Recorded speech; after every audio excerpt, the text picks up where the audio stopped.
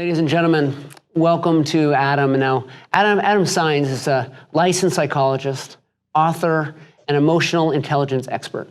He has dedicated his career to helping teachers and other school leaders navigate stressful situations and build relationships through the art and science of emotional intelligence, otherwise known as EQ. Dr. Sáenz has worked in collaboration with the College of Education at Texas A&M. He's also lectured at Texas A&M's Business School. Among his publications are the best-selling The Power of a Teacher, Relationships That Work, and his most recent book, The EQ Intervention, Shaping a Self-Aware Generation Through Social and Emotional Learning. It's an incredible book. I loved it. His educator assessment, called the EASEL, is one of the first social emotional assessments built specifically for teachers. So welcome, Adam. I'm thrilled that you're here. Thank you so much for joining us. No, thank you. It's great to be with you. I appreciate the invitation. Of course, of course. So I want to start by thanking you for the series. You know, you provided this leader series for our members, and I can't wait to release it to them. And that will happen basically immediately. So thank you for that. And I'm just going to dive right into this, my first question. Yeah. So Please. First off, I will say that over the past number of months, after talking with you, and we've known each other for a series of months, and reading your book, I have been so curious about the fact that you wrote the book prior to all of this, right? Yeah. So maybe if you could just tell us about what your world is like right now.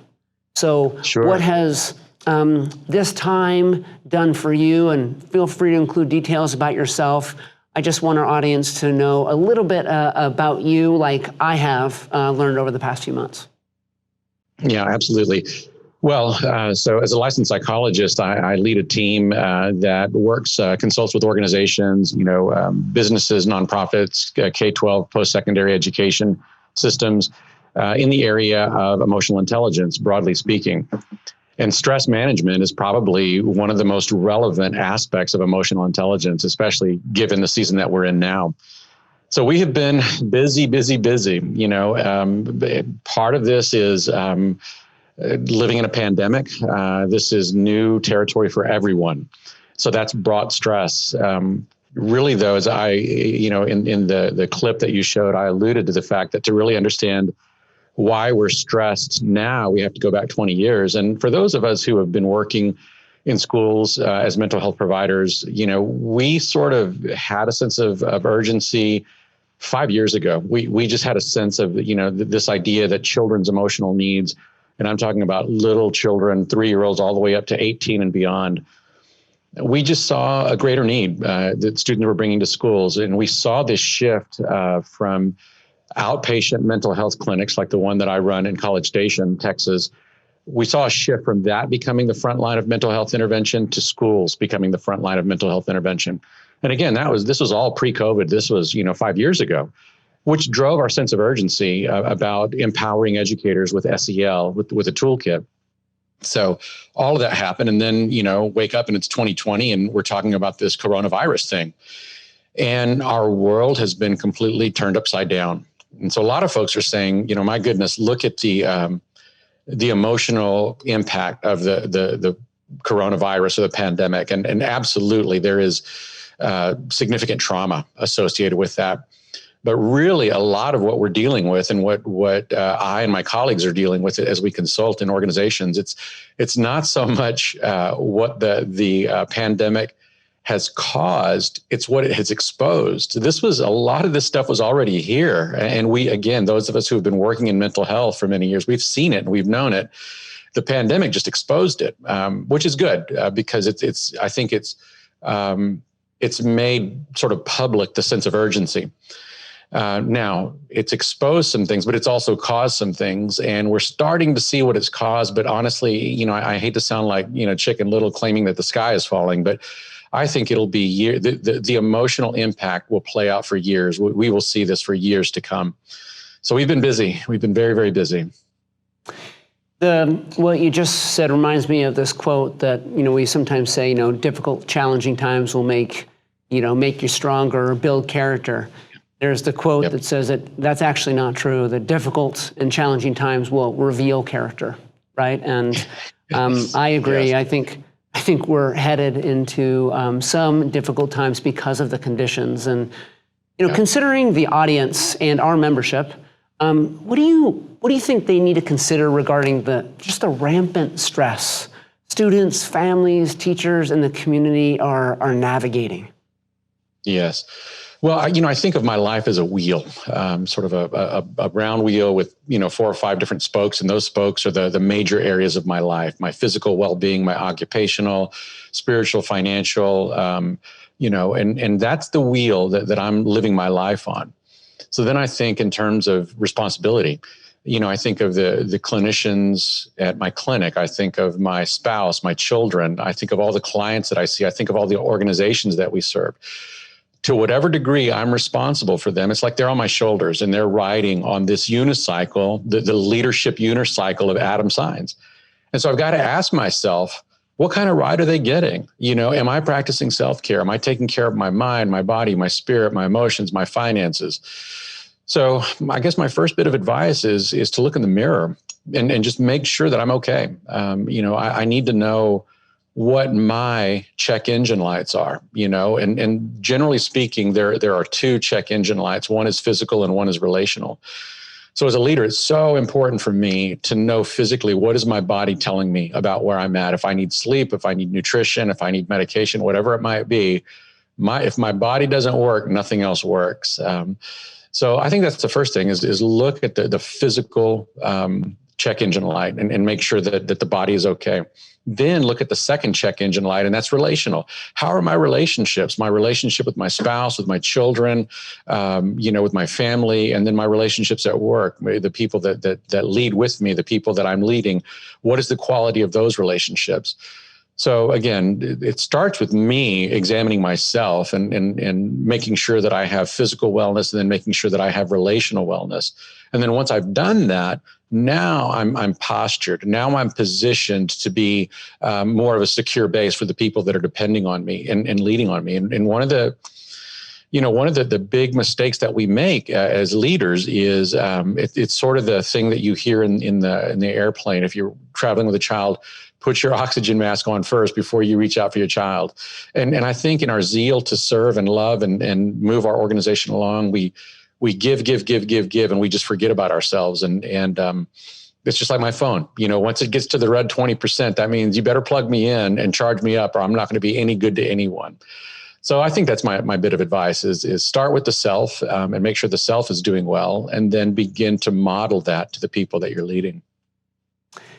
You caused a little bit of conviction for me just now, because Is that right? I wonder whether my sometimes unwillingness to kind of self-assess, whether that has to do with truly me wanting to serve my family and friends, or being nervous about the answer that I would get back, right? If I were to truly look in the mirror. But I appreciate that advice. And my question now is, that our leaders are feeling incredible amounts of stress, right? So it's not just they're serving people who are stressed, they are stressed.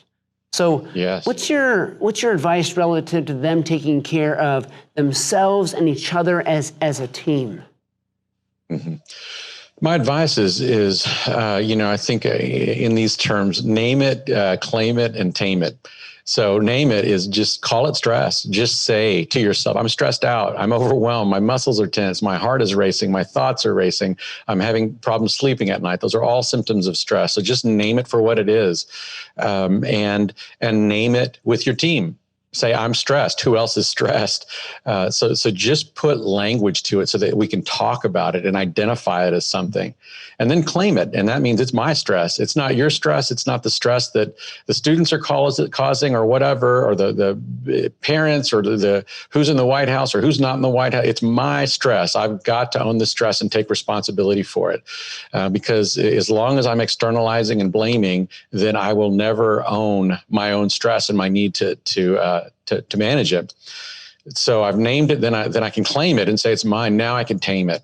So I think broadly speaking, when I talk about how do I tame stress, stress essentially is fear or anxiety. It's for practical purposes. We're talking about the same thing, and it's energy. That's what stress is. It's energy that our body produces. It's neurochemical energy that our body produces when we wonder whether we can deal effectively with a threatening situation. Essentially, what happens is our sympathetic nervous system gets activated, and our adrenal glands start pumping out adrenaline and cortisol, which is a gift to us. It's like a neurochemical gift that our body will use for fight or flight. So we're either going to engage what's scaring us, or we're going to disengage from it. So when I think about what to do and how to how to tame my stress, I think in fight or flight strategies, how can I, instead of fight, I would say engage. And instead of flight, I would say disengage. How can I engage in ways that are life-giving and not life-sucking? And how can I disengage in ways that are life-giving and not life-sucking? And, I have a series of strategies for each of those. But that's the big pictures. I would think, name it, claim it, and then tame it by thinking about engaging strategies that are life-giving and disengaging strategies that are life-giving. Very similar to what you did in your leader class series for us. If you were to kind of boil down your wisdom into a set of focused recommendations, once again, like this brass tacks, this is my list for you, to educational district leaders, right, what would those be? Well, I'll give you three engaging strategies that are very, very helpful, and two disengaging strategies that are helpful. So let's talk about it in terms of fight or flight. Here's how I fight as a leader through this stressful time. Number one, be connected. Be connected, man.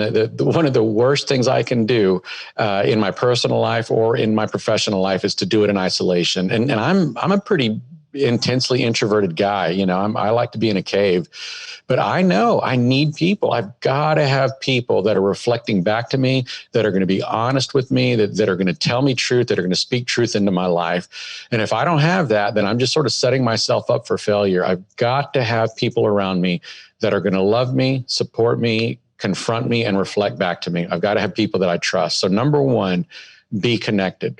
Number two, anticipate. And that's part of what makes this pandemic so hard. It's so hard. It's not like we can say, well, back in the pandemic of the 80s, this is how we did it. There's just no roadmap for it. But as much as possible, I want to anticipate each day, each morning, each hour, what will I face and how can I be prepared for it? I think, again, one of the worst things we can do as a leader is implement what I call the I don't know, I'll figure it out when I get there protocol. I mean, if we're flying by the seat of our pants, we're done. We're in big trouble.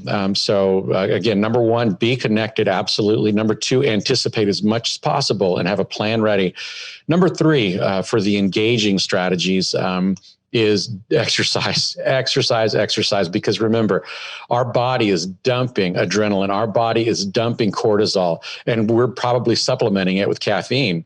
So we're wound up. We are just wound up. And if we're not flushing that energy out at the end of the day and physically depleting ourselves through exercise, then when it comes time to go to bed, we won't be able to do it. We won't be able to initiate what's called the circadian rhythm, which is what tells our body to go to sleep. And so we lay down and our thoughts are racing and our body's tense, and we just can't go to sleep. And sleep is when our body heals. So exercise is extremely important. 20 minutes a day. Doesn't have to be anything crazy or long. Just 20 minutes of vigorous exercise a day will help me flush that energy. So those are the three sort of points for engaging strategies. Now, let me give you two disengaging strategies. Number one, practice self-observation. And this is really, really hard to do. But I look inside and say, why am I so scared? Because that's essentially what stress is. It's fear. It's I don't know if I can deal effectively with this threatening situation. And so I want to ask myself, why am I so afraid of this? Am I afraid that I will be exposed? Am I afraid that somebody will figure out that maybe I'm not the smartest guy in the room? Am I afraid that somebody will see me as inadequate? Do I have a chip on my shoulder? Have I always been insecure about anything, the color of my skin or my gender or my sexual orientation or my religion, whatever it is? I need to look inside and ask, how is this thing that's scaring me? How is it exposing my blind spots? And then how can I face that in love and grow and integrate myself. And in deep psychology, we call that shadow work, looking at my shadow and saying, I see you, and I'm going to shine light on you to bring you out and integrate you. So that's one, practice self-observation, face your shadow, face what you're afraid of, and don't be in denial about it. So that's one disengaging strategy is practice self-observation. Number two is keep perspective. And I call that the time test. And I just, when I get stressed out about stuff, I ask myself, a day from now, how big a deal would this be? A week from now, how big a deal would this be? A year from now, how big a deal would this be?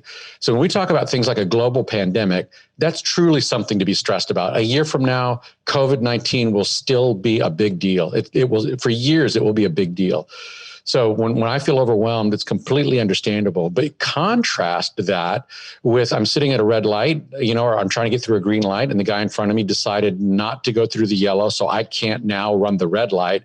And so then I just go off down this dark trail of, why he's such an idiot and why now I'm going to lose, 90 seconds of my life, when in an hour, it really won't even matter that I missed the light. That's the time test. And so I've got to be thinking through, all those little things that are irritating me. Is it really, really that big of a deal? So those are the three engaging strategies. Again, just be connected, anticipate, and then number three, get good exercise. And then the disengaging strategies, number one, practice self-observation, and number two, keep perspective. Adam, I don't know why you brought up that example in terms of the road rage scenario. We've never even driven with each other. Right. So I feel like maybe you know me too well at this point. I have some questions from the audience. You to wear your steel-toe boots. Did you wear your steel-toe boots? Because I'm stepping all over you. It's good for me to do some self-work sometimes. And so I appreciate you giving me some input and advice in front of everyone. It's fantastic. Yeah, that's what I do. So here's one that one of our audience members wants to know is, we're dealing with a lot of adult fear. Fear. The question is, any advice? Any advice for adults that are dealing with fear? Is that the question? Yeah, I think what's behind the question is, they have our members, right, are responsible for not just for kids, but for adults. Right? And adults are scared. Teachers probably are fearful in going into the classroom. You can imagine the litany, the list of what is driving fear, not just in kids, but into adults who are trying to serve kids, right? People raising people is complicated. So what about when they're fearful? Do you have any advice for that?